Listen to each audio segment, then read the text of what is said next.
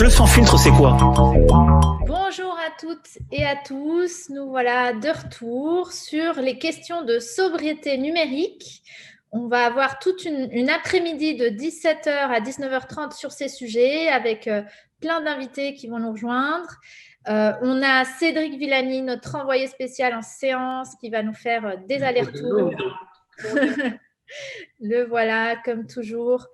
Donc, je présente nos invités pour la première séquence, un peu d'introduction sur ces enjeux de sobriété numérique, où on va essayer d'être très pédagogique, où on va essayer de définir les termes du débat. On a Frédéric Bordage de Green IT. Bonjour Frédéric. Bonjour à toutes et à tous. Bonjour Paula. Bonjour tout le monde. Donc, un vieux compagnon de route sur ces questions parce que je pense que ça fait presque 2 ans qu'on se croise dans des réunions, etc. Je crois que ça doit faire bien 2 ans que c'est la première fois que tu es venu dans mon bureau et on a discuté de ces enjeux. Donc, voilà, on continue, on se bat. Muriel Roliac, qui est citoyenne de la Convention citoyenne pour le climat et qui, du coup, s'est concentrée sur ces sujets dans ses travaux. Bonjour Muriel. Bonjour, c'est Rolic. Rolic, pardon, je suis vraiment désolée. C'est breton. Je suis vraiment désolée. En fait, c'est mon côté Amérique latine. Moi, je viens d'Argentine, donc parfois j'ai du mal avec les voilà. Je suis désolée. C'est magnifique, ça change un peu. Voilà, je fais des accents comme ça un peu bizarres par moment. Et donc Cédric Levieux, qui est du Parti Pirate. Bonjour. Bonjour. Donc, il se trouve que le Parti Pirate a fait hier soir une longue réunion sur ces questions, sur Twitch aussi. Et donc, ils vont nous raconter un peu c'était quoi les conclusions de leur discussion hier soir.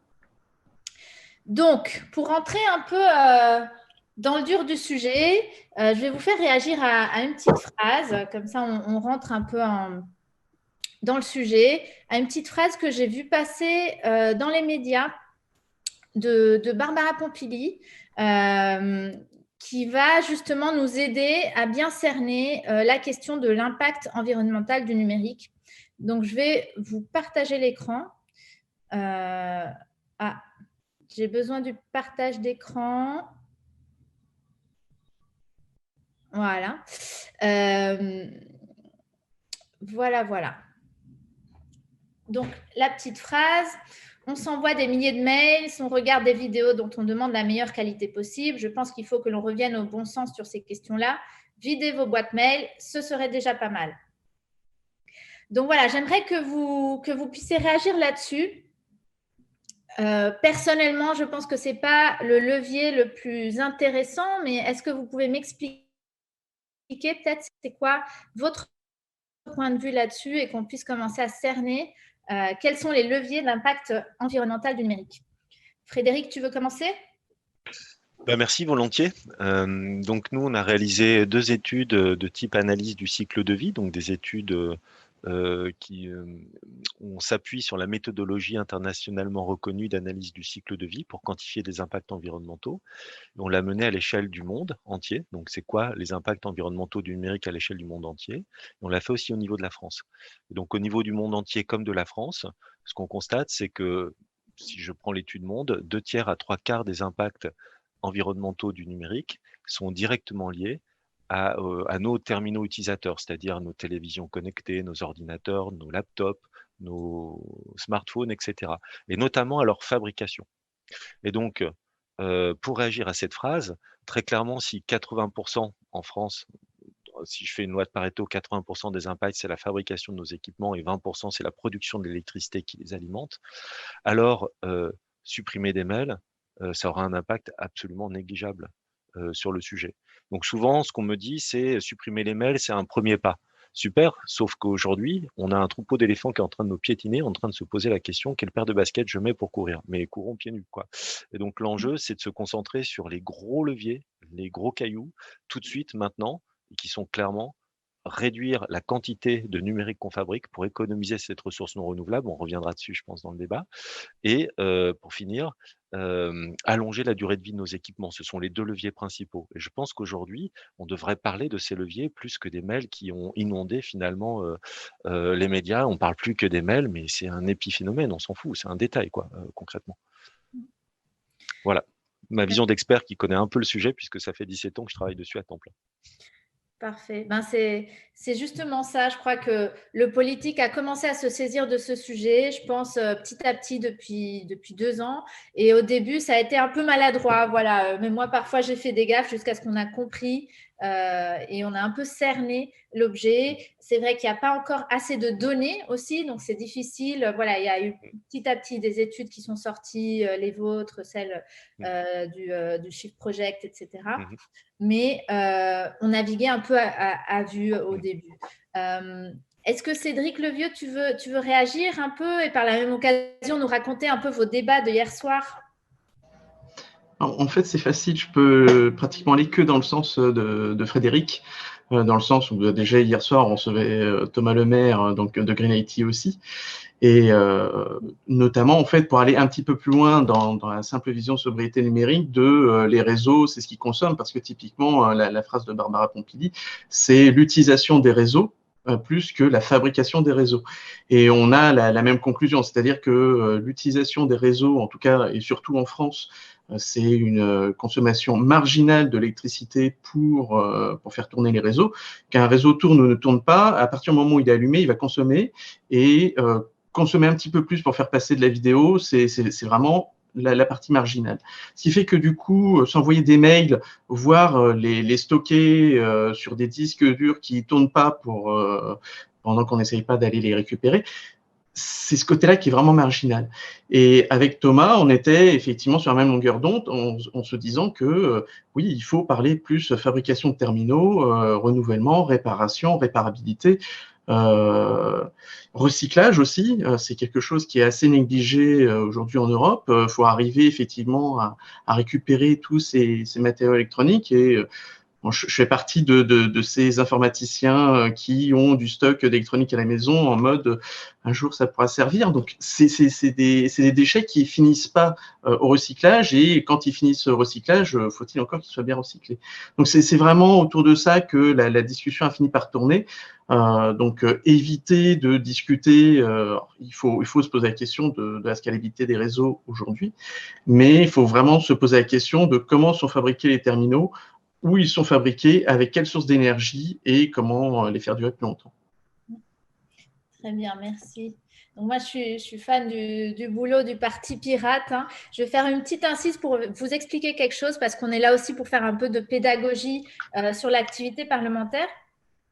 Moi, j'ai choisi personnellement de soutenir le Parti Pirate financièrement parce qu'on a ce qu'on appelle le financement politique. Chaque député, tous les ans, a 37 000 € qu'il doit reverser à un parti politique.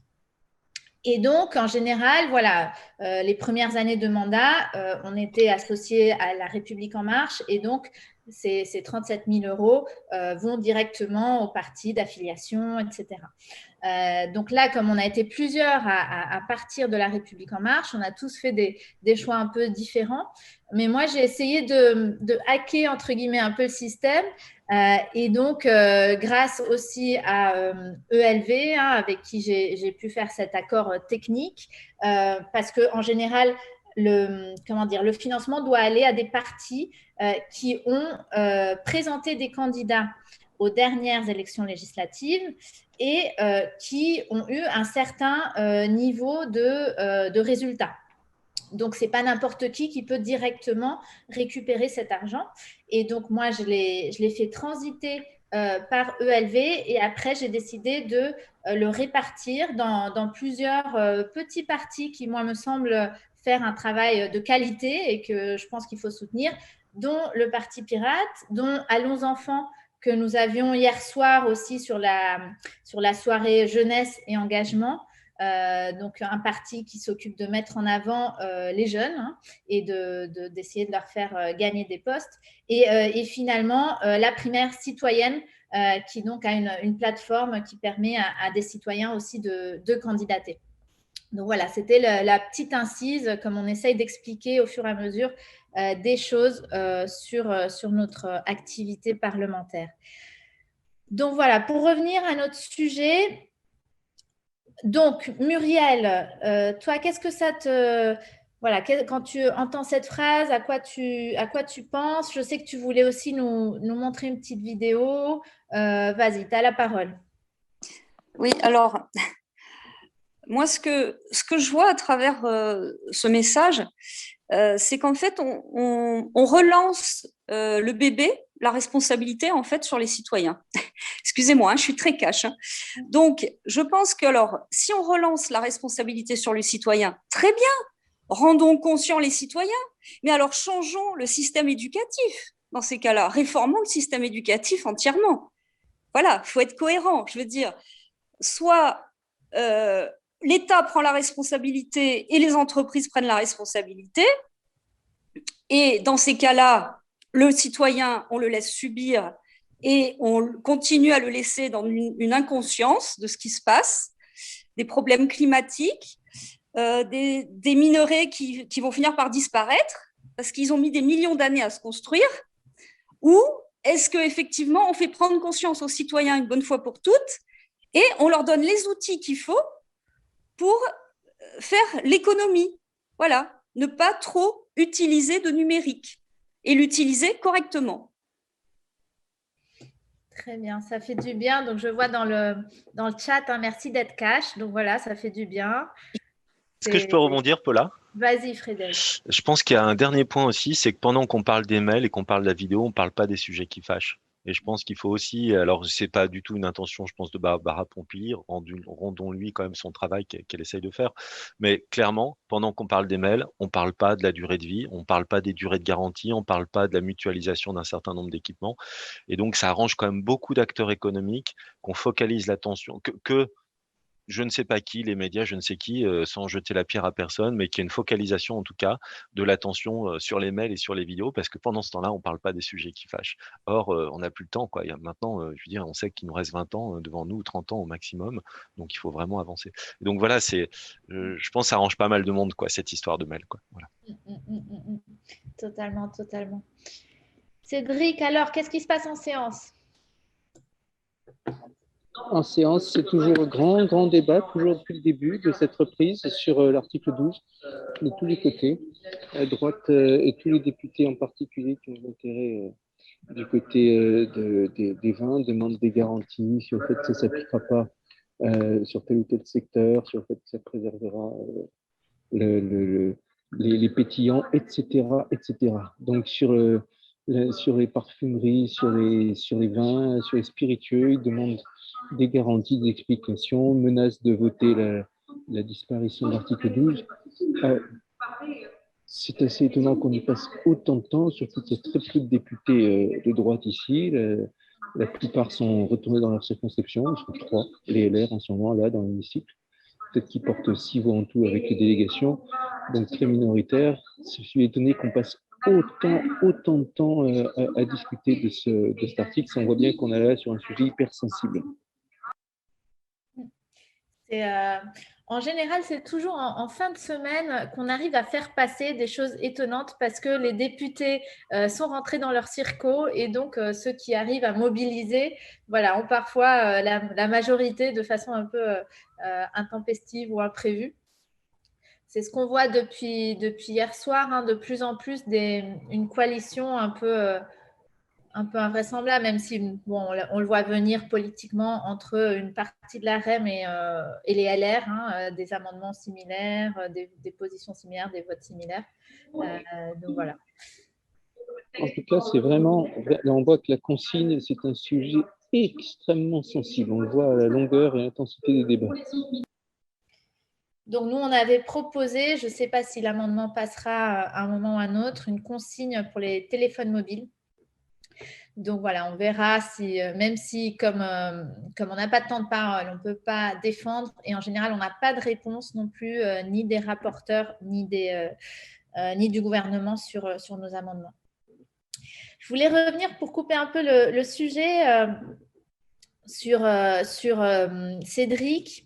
Est-ce que tu peux nous raconter un petit peu, parce que vous aviez mis en place un jeu vidéo, Echo, où vous avez tous essayé de mettre en place une société qui soit soutenable et collaborative, etc. J'étais passée vous voir au tout début, mais bon, je n'avais pas réussi à trop m'y retrouver. Comment ça s'est passé? Vous avez fini le jeu? Alors, c'est difficile de rentrer comme ça, je m'y attendais pas. Oui, alors on a fini le jeu un petit peu en avance. Alors, je vais préciser un petit peu plus pour éviter de rentrer un petit peu dans trop de ridicule. En fait, on a testé un jeu qui s'appelle Echo. Le principe, c'est pas de jouer tout dézingué, c'est effectivement de se retrouver sur un planétoïde où tout se passe bien jusqu'à ce qu'on découvre qu'un astéroïde arrive sur la planète. Et on se retrouve avec 30 jours pour collaborer d'une manière ou d'une autre pour arriver à détruire cet astéroïde. Ce planétoïde sur lequel on habite a des ressources limitées. Vous avez un impact sur le biome, du moins sur les différents biomes qui sont sur ce planétoïde, et on doit prendre des décisions et on doit aussi faire société. Donc on a réussi, je ne vais pas dire qu'on a triché, c'est qu'on est parti sur le principe qu'on avait envie de tester en fait un mode anarcho-communiste. Pourquoi pas. Grosso modo, ça évite de faire toute une gestion monétaire, très peu de lois, et effectivement beaucoup de collaboration. Ça tenait au fait qu'on était une vingtaine d'actifs et une trentaine de joueurs, donc quelques occasionnels. C'était intéressant dans le sens où justement on se rend compte qu'on peut spécialiser, s'entraider, qu'à un moment donné on doit laisser de la poste restante, ce genre de choses, parce que tout le monde ne fait pas forcément les mêmes choses au même moment. Mais oui, on a réussi à finir quelque chose en 24 jours sur les 30. Après, est-ce que c'était pas les bons paramètres? Est-ce que le jeu était trop gentil pour nous à ce moment-là? C'est fortement possible. Par contre, c'est épuisant.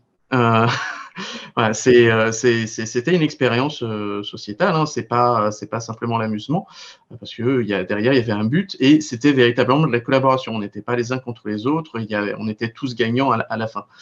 Donc oui, c'est intéressant. On pense que ça à refaire, on ne sait pas encore sous quelles conditions. La grosse problématique, c'est que faut avoir au minimum un ordinateur pour y aller, mais ça a le côté intéressant du numérique qui permet de contrebalancer un petit peu en fait tout ce qui le combat au final, c'est que on peut tester des choses, faire des hypothèses et voir si les joueurs, ou en tout cas les gens en tant que joueurs, sont capables de collaborer. Quand l'enjeu est supérieur à sa simple réussite. Voilà, il n'y a pas la possibilité de mourir, c'est simplement réussir tous ensemble qui nous permettait d'avancer. Et en soi, ça a bien fonctionné.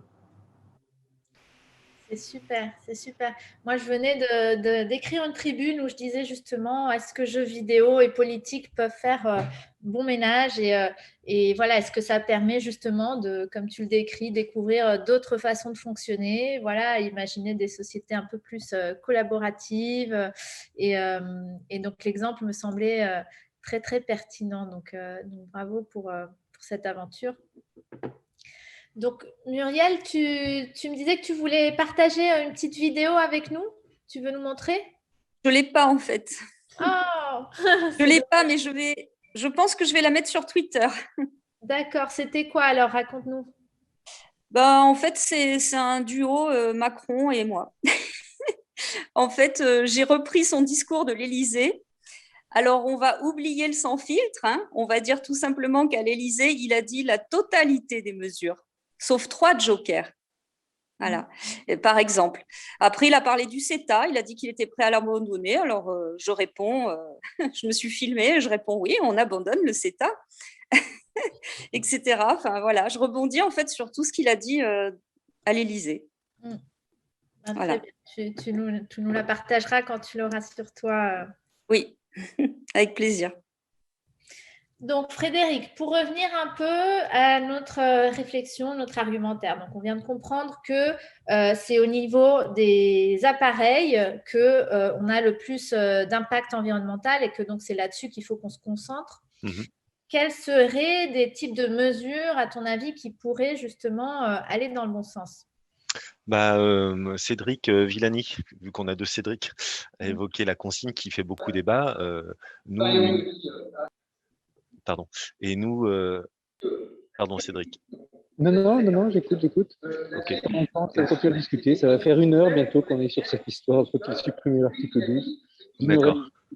J'écoute le débat en hémicycle. C'est le rapporteur général qui répond.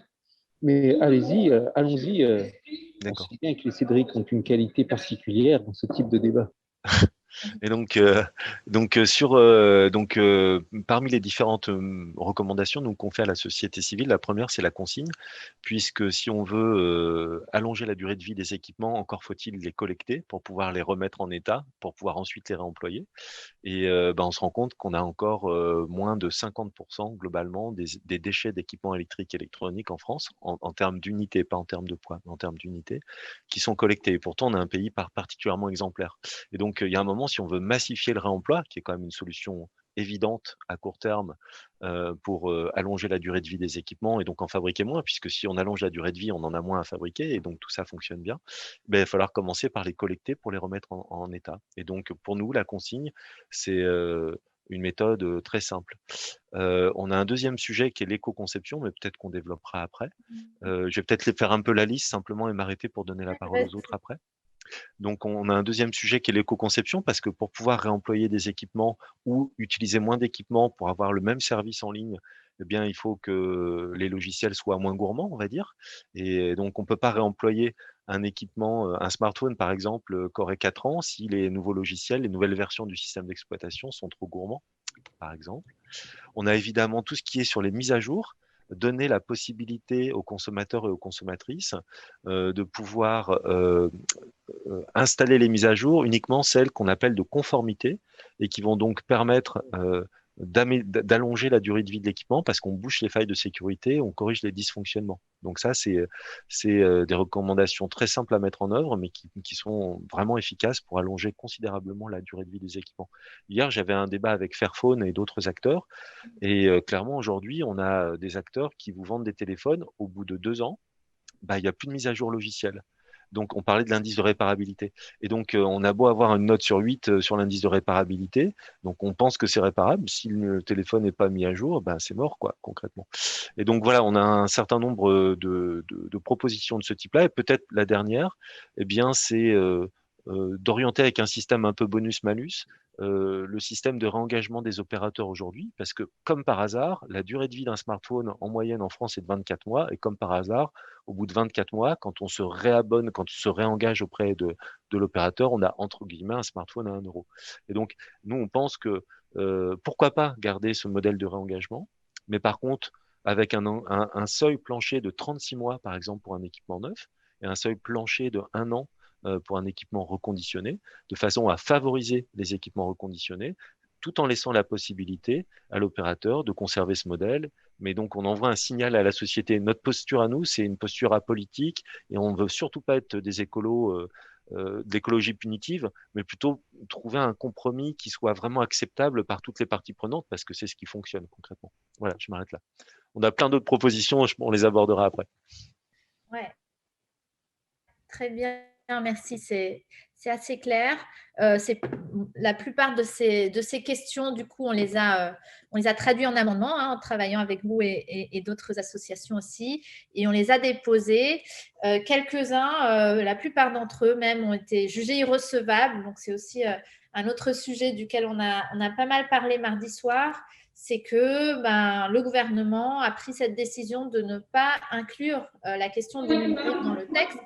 Et on a eu très peu d'accroches pour que nos amendements soient recevables et soient acceptés dans le cadre de ce débat. Donc, on avait co-signé une tribune dans Le Monde avec plusieurs pour justement s'étonner sur le fait que le numérique, c'est le grand absent. Cédric. Ouais, on a une intervention intéressante de Mathilde Panot qui arrive. Très bien. Revenons en séance un petit peu pour l'entendre.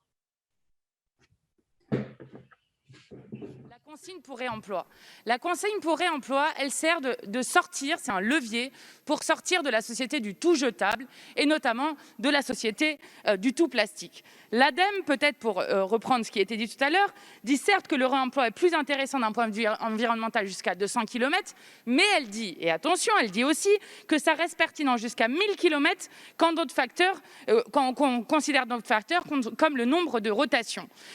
La question, c'est celle de sortir de cette idée du tout jetable. Lorsque vous disiez, Madame Beauvais, la question de faire des courses avec les bouteilles d'eau en plastique. Les bouteilles d'eau en plastique, c'est 100 à 300 fois plus cher. Pour les gens, ça pose des problèmes de santé. Évident, je vous redonne juste une phrase qui, je crois, donne bien la composition du problème. Un être humain ingère en moyenne 5 grammes de plastique chaque question des microplastiques qui sont partout et notamment si vous allez voir les habitants de Vittel ou de Volvic, ils vous raconteront qu'en période de sécheresse, vous avez Danone et Nestlé qui vont pomper directement dans la nappe alors qu'on est en sécheresse et qu'on demande des efforts aux petits maraîchers, qu'on fait des restrictions d'eau de partout pour aller exporter des bouteilles d'eau en plastique à 70% à l'international pour leur profit pendant que les habitants, eux, souffrent de problèmes d'eau et notamment, vous le savez peut-être pas, mais à Volvic, depuis peu, on interdit les permis de construire parce qu'on n'est pas sûr qu'il y ait encore de l'eau pour les nouveaux habitants. Ce qui est quand même délirant et qui est d'ailleurs illégal au vu de la loi de 2006. Mais bon, passons là-dessus. Donc, la question de la consigne du réemploi, c'est d'avoir un levier contre ce tout jetable, avec des gains environnementaux évidents. Alors, il y avait le collègue de l'Alsace qui était là tout à l'heure, mais notamment l'étude sur la brasserie Météor en Alsace est éloquente. C'est un dispositif qui permet d'économiser 76% d'énergie primaire, d'éviter 79% des émissions de gaz à effet de serre et d'utiliser 33% d'eau en moins avec un prix jusqu'à 20% moins cher puisqu'on ne paye que le contenu et pas le contenant. Ça crée des emplois qui sont non délocalisables. Ça, c'est quand même extrêmement important.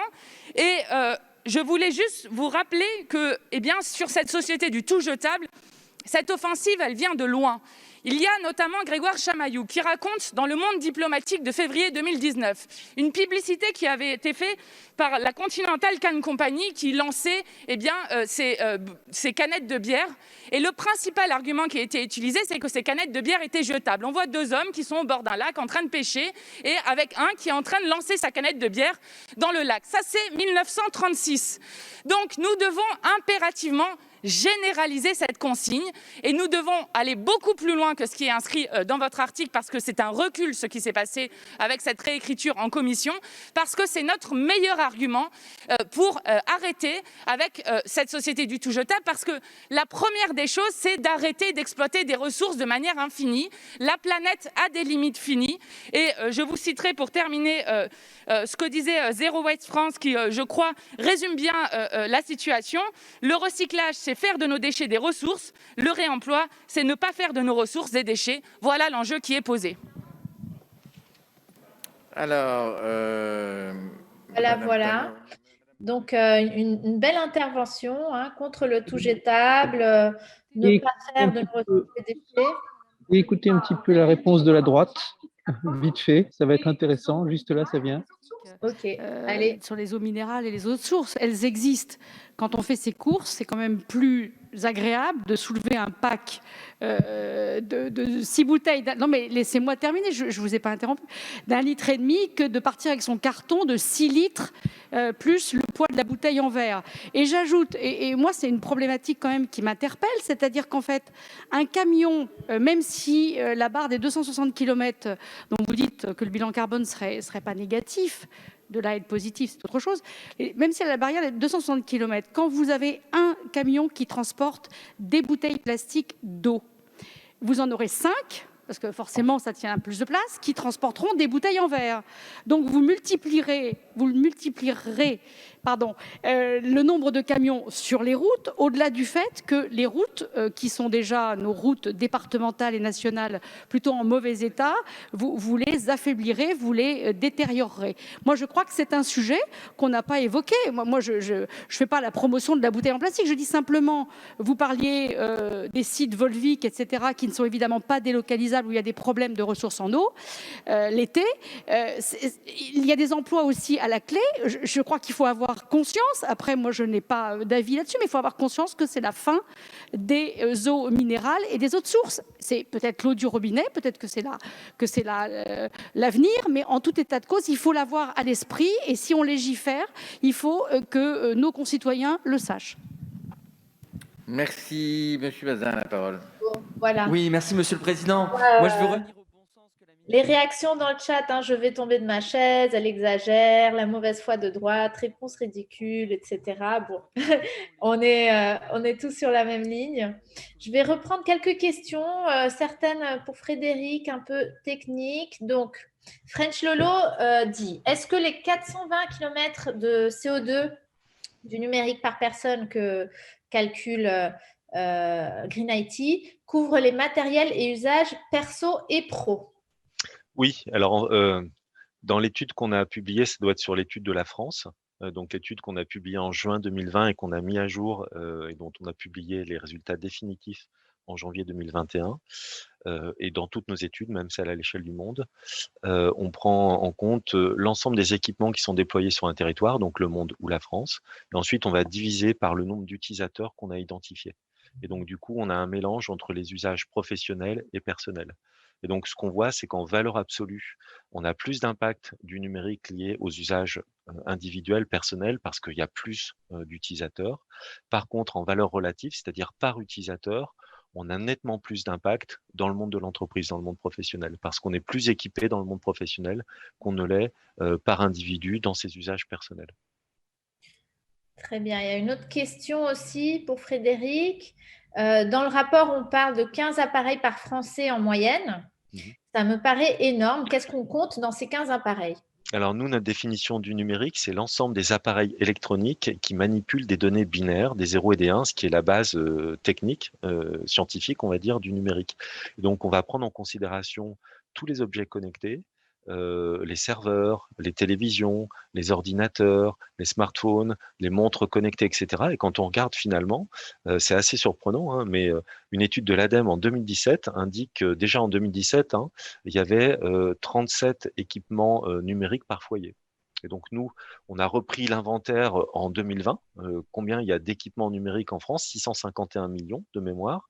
On l'a divisé par les 58 millions d'utilisateurs, de mémoire encore une fois, je cite les chiffres de mémoire, et on arrive comme ça, selon qu'on prenne l'ensemble, toutes les classes d'âge, ou qu'on resserre sur les plus de 15 ans et moins de 70 ans, on arrive à soit 11 équipements par personne, soit 15 équipements par personne. Mais c'est énorme de se dire qu'on a déjà 11 équipements numériques, sachant que le tsunami d'objets connectés ne fait qu'arriver. La vague est en train de nous tomber dessus. Ce n'est que le début, en fait. C'est assez impressionnant.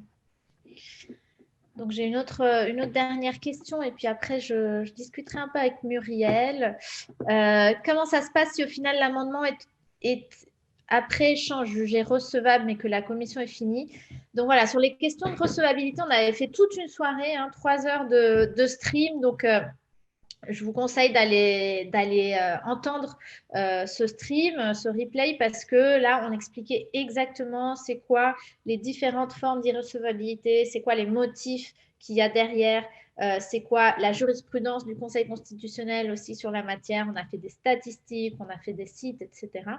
Mais là, pour répondre très concrètement, en général, il n'y a pas de voie de recours. C'est-à-dire qu'il n'y a que parfois les députés de la majorité qui arrivent à revenir vers la présidence de commission pour négocier que finalement un amendement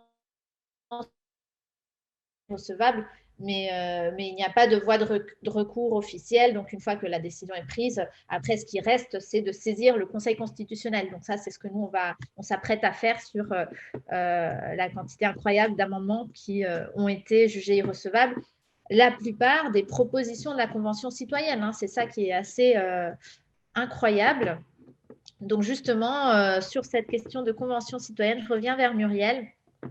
Est-ce que tu peux nous raconter un peu pourquoi est-ce que tu t'es intéressée à ces sujets, à la Convention citoyenne? Du coup, comment est-ce que tu les as travaillés dans ce cadre-là? Et peut-être plus largement, voilà, qu'est-ce qu'est-ce que tu retiens de toute cette expérience? Comment est-ce que tu l'as vécue?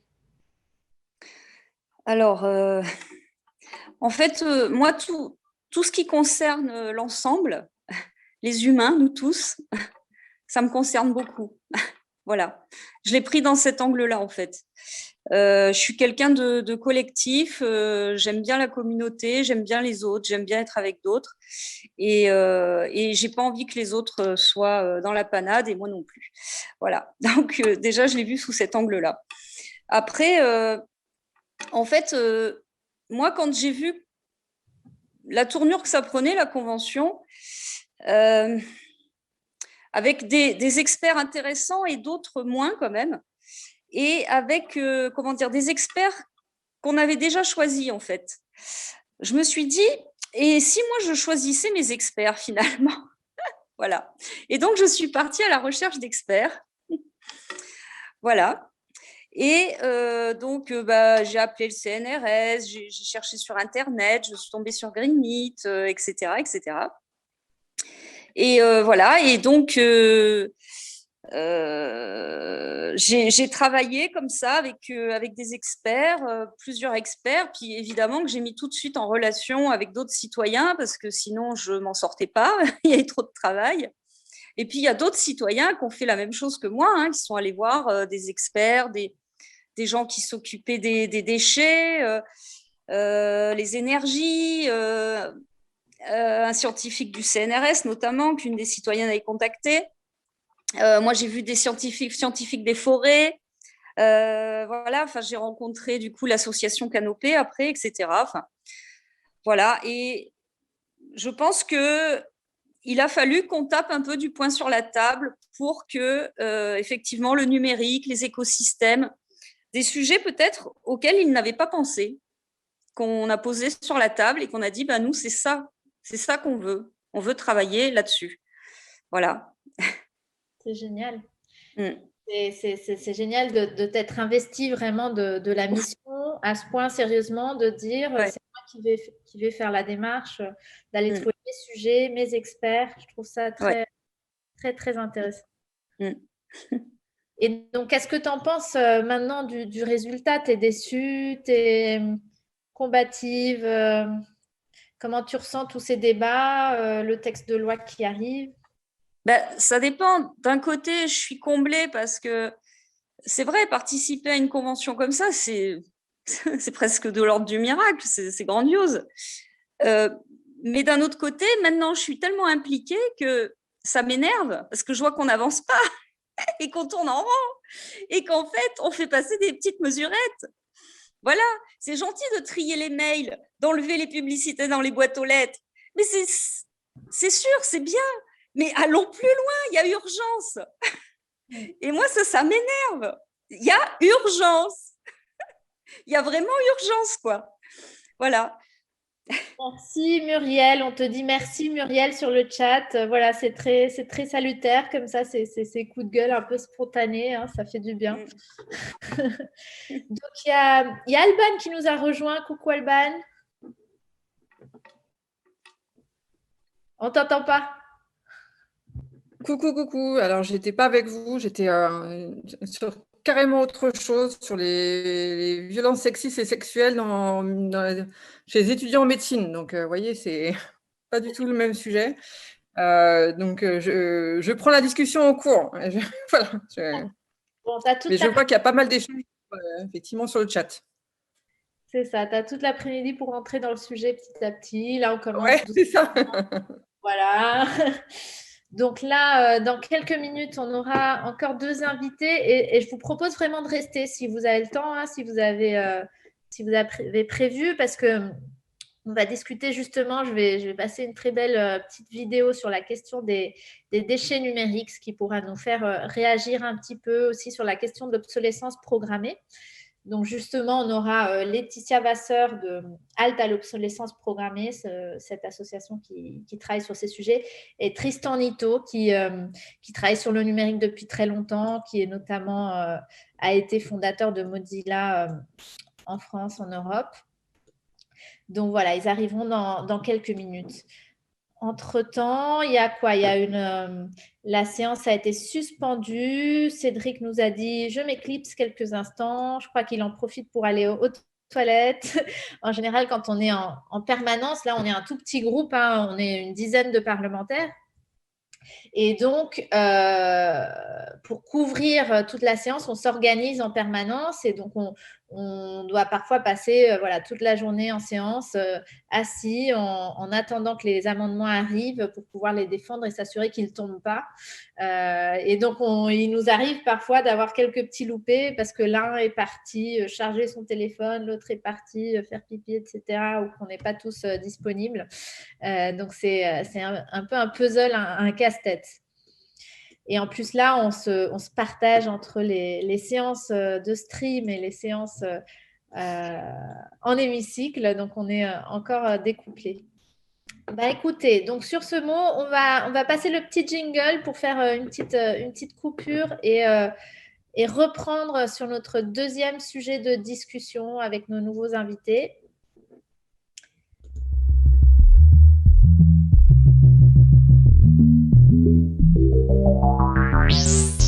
Le sans filtre, c'est quoi? Sans filtre. Le sans filtre, c'est quoi?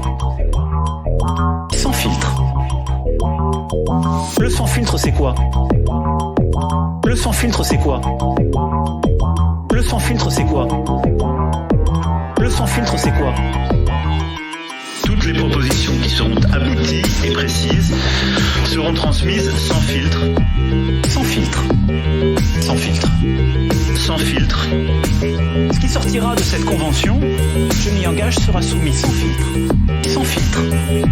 Soit au gouvernement pour ce qui relève du domaine réglementaire, soit pour ce qui relève de la loi, au Parlement, ou directement au peuple français.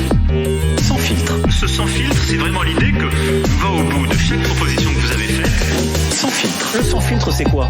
Sans filtre. Sans filtre. Le sans filtre, c'est quoi?